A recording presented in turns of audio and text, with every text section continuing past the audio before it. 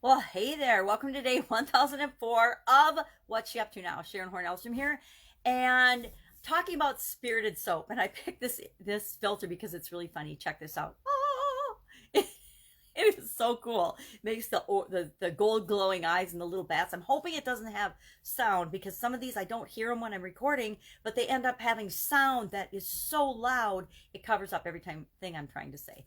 And the kids already say that I scream in my videos, so I want to tone it down, keep it quiet and batty, and just share what I want to talk about today. Today, Get Up and Go Challenge was about spiritual health, our health in our spiritual area of our life. Of course, there's 7 areas of our life. I've mentioned those, I'm sure, repeatedly because they're kind of a thing I talk about all the time: physical, mental, emotional, spiritual, financial, relationships, and contributions. Those 7 areas of our life. And we're applying the soap framework. I didn't even hold up my soap today in the Get Up and Go Challenge. So the soap framework to those and how we can apply it and use it to guarantee that we get better results after any challenge or change we experience, instead of the situation we were in before. Whenever we experience a change or a challenge, even a good change, it can be traumatic and hard and difficult and challenging. That's why they're called challenges. So I've, over the decades, used a framework and a process that works for me to guarantee that I've always gotten better results after a change or challenge. Even dramatic, terrible changes like COVID-19, getting fired, actually having a sudden cardiac arrest, which is dying, people. It's dead. Dying.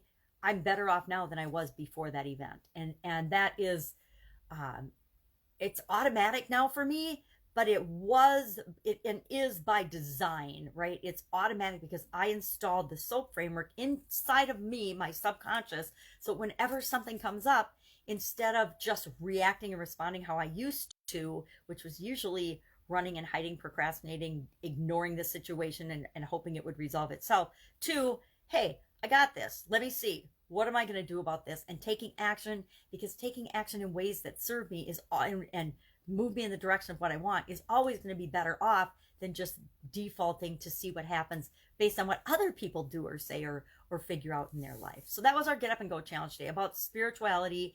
And again, it's one of those areas, that includes religion, but isn't just religion. It includes our faith in a higher power, whatever that is for you. It includes our connection with our soul or being, our big being, who we really are.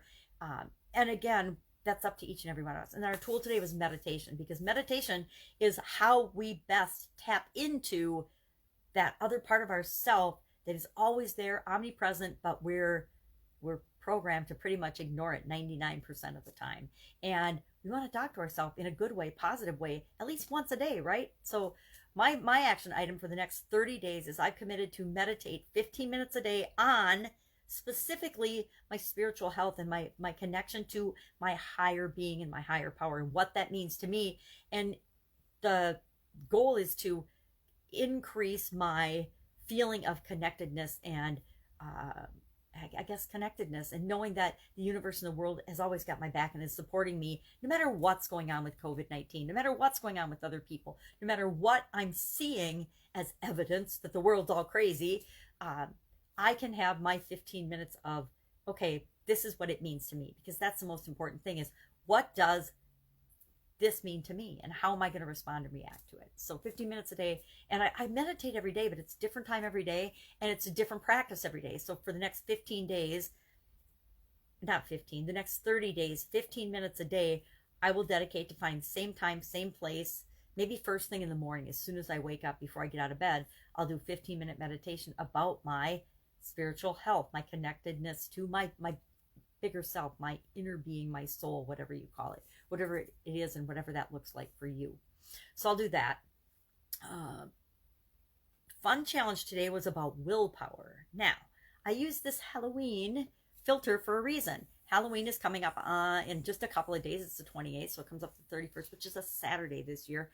And we have a ton of Halloween candy around the house. And so my exercise and willpower is going to be to say no to the Halloween candy. Just say no to the Halloween candy. So that's what my willpower is going to be. And it's going to be fun because I'm going to make it fun today. How can I, in fun ways, say no to the Halloween candy? Like, I'm going to have a delicious, amazing salad instead.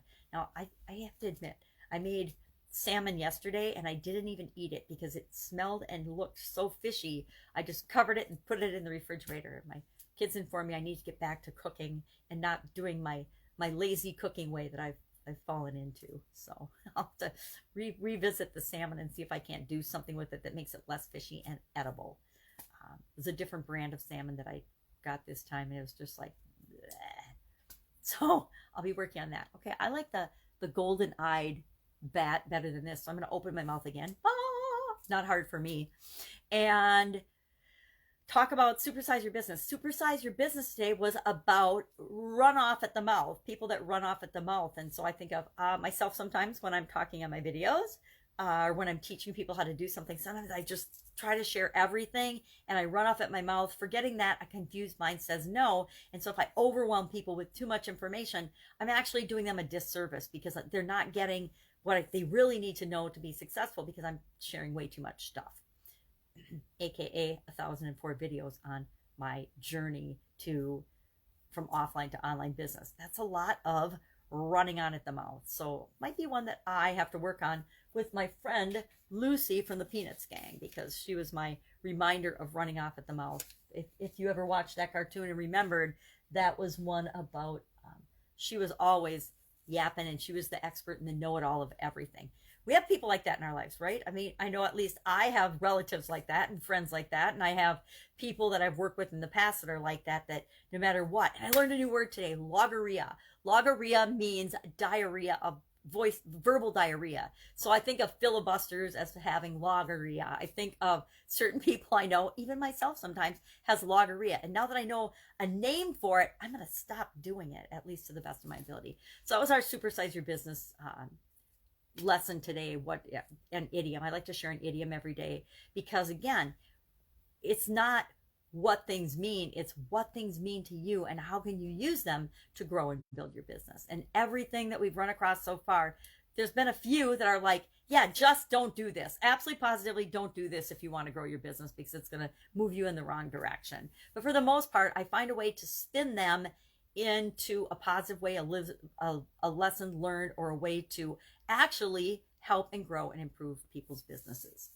So that is what I'm working on. And then again, I'm going to do the meditation thing, add that, figure out what's next. And my friend Avril Beckford, who I adore from Canada, she's a reading expert. She gave me a great idea for what to do for November or maybe through the end of the year, even instead of another Get Up and Go challenge. Although I am thinking December is the perfect month to do a Get Up and Go challenge. And I might do December, January right back to back because you get all right, this is the end of the year. This is what we really need to do to get up and go and really get back control of our life.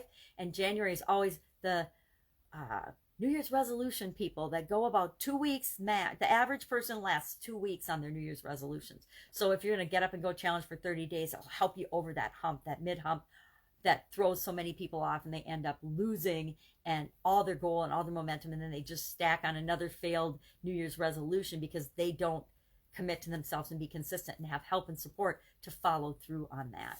All right, that's it. That's all I've got today. Go out, make an awesome, amazing day.